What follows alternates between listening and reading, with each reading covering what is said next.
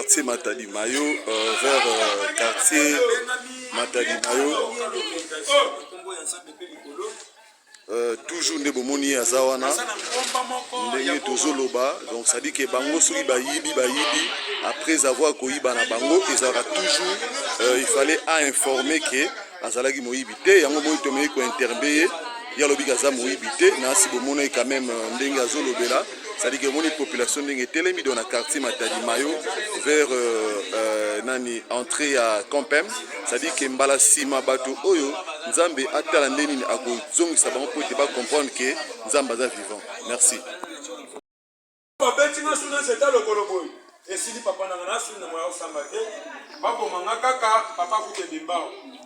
Oui, mais yo siko na butu wana bato balali. Bon. Okoyiba nini kuna kasi?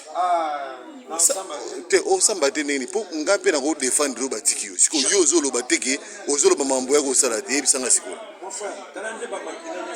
Namoni siko yo ndima ko bando souffrir ka bu. Je ma fille.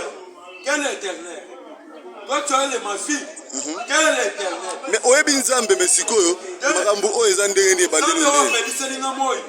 Ce qui bosse à la marquise, Nzambe wana akobaluka lisusu. Ça va. Toko changer sous musique, mais to changer ya fali.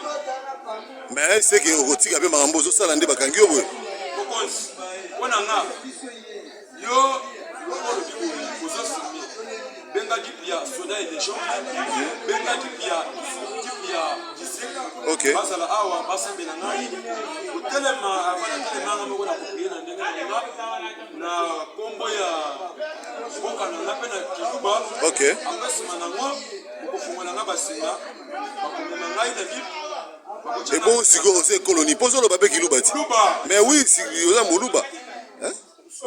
Bandeko o na tongo lelo na ebisa bino eloko eleki na Matadi Kibala awa vers 4h du matin, sur 1h du matin, c'est que ndeko o bozomona oyo bozomona sur place balobi il paraît que ya panzaki ba vitre mituka batu yango bakangaki na butu.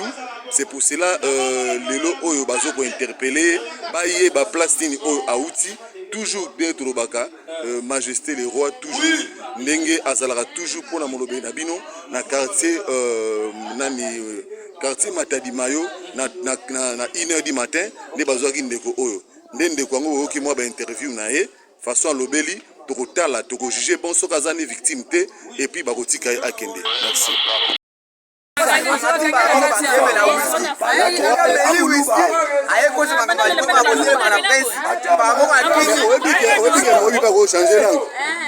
A changé pena, on a changé langue. A changé langue comme il bon. On a pas réalité.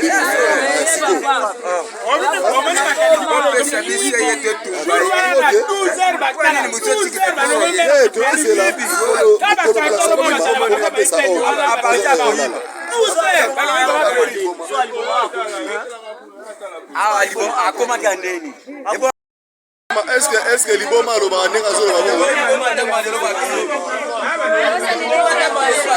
la population ba uto réclamer na tonga bato ba yo réclamer donc ba Matadi Mayo na kati ne ba réclamer que si bango aza moyibi soit aza soki kana